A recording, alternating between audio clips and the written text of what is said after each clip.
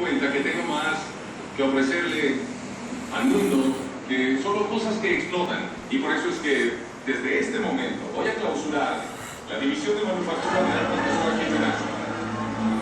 Cuando llegue el momento en que decidan cuál será el futuro de esta compañía, el rumbo que necesita y que sea lo que me haga sentir la ansiedad y esa consistencia de bienestar de este país. La noticia que es importante para ustedes es que Tony está de vuelta y está muy saludable. Vamos a